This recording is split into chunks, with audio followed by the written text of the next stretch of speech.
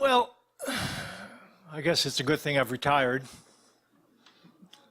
I'm not what I once was. My back's been acting up. Got a pain in my shoulder, too. I guess you have to expect that after 3,000 years or so. I probably should explain, shouldn't I? I'm a retired angel. Had a fine time of it, too. Yeah, I got my wings. We don't use them down here. These are wings off limits down here. I'm surprised. You don't think I look like an angel? Well, that's good. I always did know how to blend in. Why I could be standing at Walmart as a greeter, and you'd never even suspect me, would you?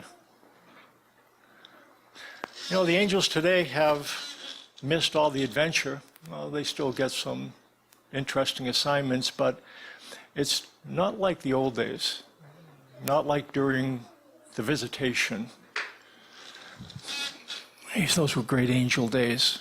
Back then, things were really happening down here, and it only lasted a short time, just 33 years, but those were the glory days for any self-respecting angel. Things have been pretty quiet since then. Oh yeah, we were there to announce the birth. Scared those shepherds to death. We scared everybody to death. We did a lot of full glory appearances back then. Really made an impression. We did. And things were always happening back then. You never got a moment's rest. There was always something going on. Close calls and false alarms. Why, we almost attacked 3 or 4 times. Attacked? Absolutely. You know, we're not all harps and choirs and clouds and delivery boys. Angels are warriors before anything else. You don't see that too much, do you? Maybe just as well. They scare you to death. We were on call. I remember that one night in the garden. Well, he was in agony. We knew it was likely to happen. And it just killed us to have to stand by and watch it. I've never seen him suffer like that. Not even later in the garden.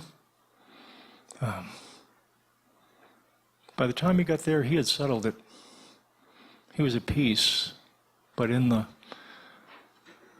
garden, on the cross, he had settled it. But in the garden, all hell was breaking loose. Some of us were called in for support. I didn't get to go.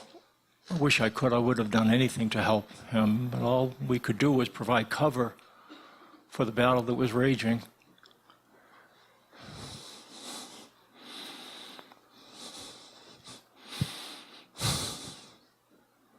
Weren't allowed to retaliate. Later, when Judas arrived with the temple guard, things got pretty tense. Peter swung his sword. What a pathetic attempt. If any one of us had done the same, there would have been no missing, but he stopped. I'll never forget his words. He looked up when he said them. Don't you know I could call on 12 legions of angels? We were ready. Every angel had a sword in his hand. 12,000 of us. He looked up and we watched, waiting for the nod, hungry for justice, eager to rescue. For just a moment, I thought he might do it. We hung on every glance and waited for our commanders to give us the sign. We waited breathlessly. 12,000 of us.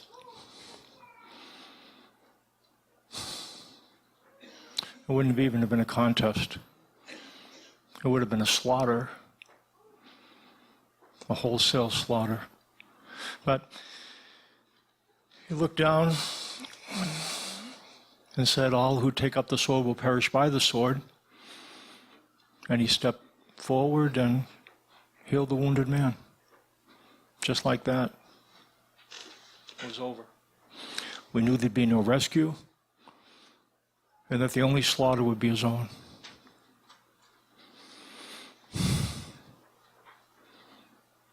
I've often wondered why he went through with it. Just one glance, and he could have escaped it all. I know the answer. He had to do it. He had to follow the plan, but there's more to it than that. Because he really didn't have to do it. Not really. I know. I was there. And I was ready to go. It's almost like he wanted to. He chose to. No one forced it on him. I don't know. I think that makes the whole thing better somehow. If you think he was some poor old guy who got in over his head, think again. For right over his head were 12,000 warriors.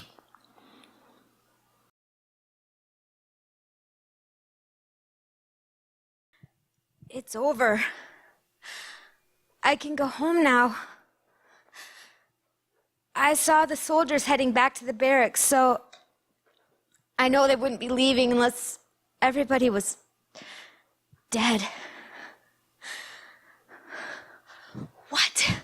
You think I could have done something? You think Pilate would have released him if some crazed woman would have thrown herself on him and begged for mercy? I don't have that kind of power. And you don't either.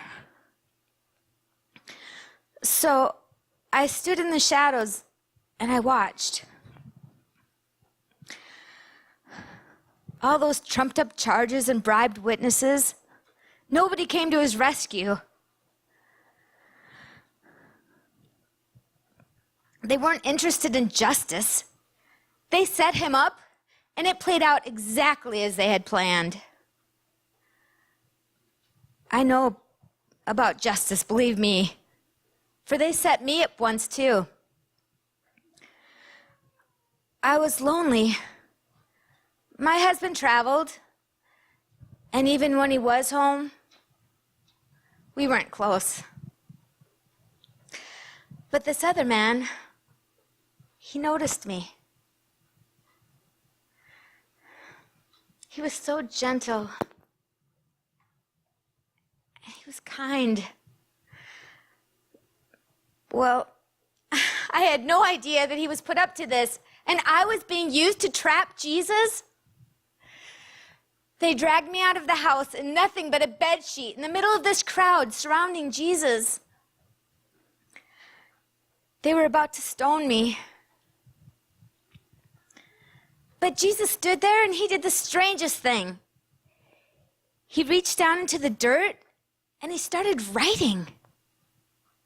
They kept pestering him about what they were going to do with me. But I focused on what he was writing, and it was a message to me. Our eyes met for just a second. Usually, when men look at me, it's like they want something from me. He didn't want anything. How could somebody look so deep into your soul and not make me feel ashamed for what was hidden in there? Then he stood up and he asked for the man that was with me. Well, of course they said they didn't bring him. And then they knew. They knew that he was onto them.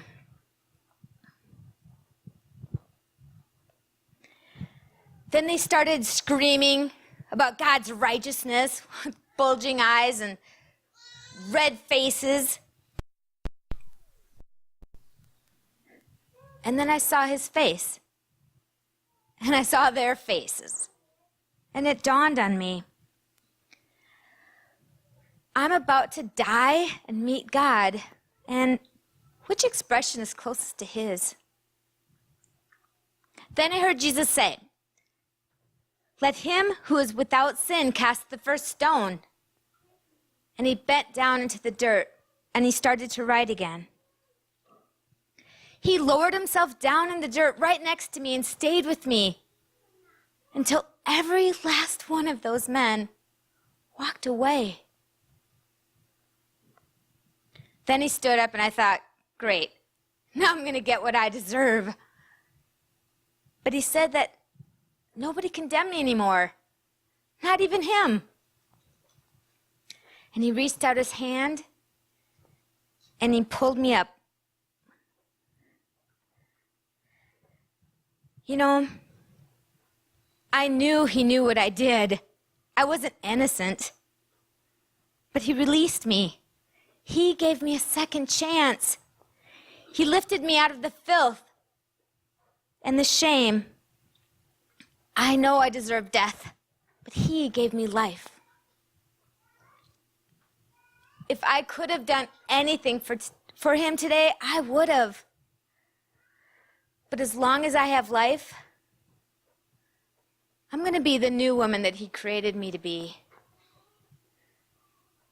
And I know, as surely as I stand here today, I will see him again and look into those eyes. I don't have to wonder what God's going to say to me. The God of heaven, I've seen his face, and I hold his promise. I won't condemn you. You're free.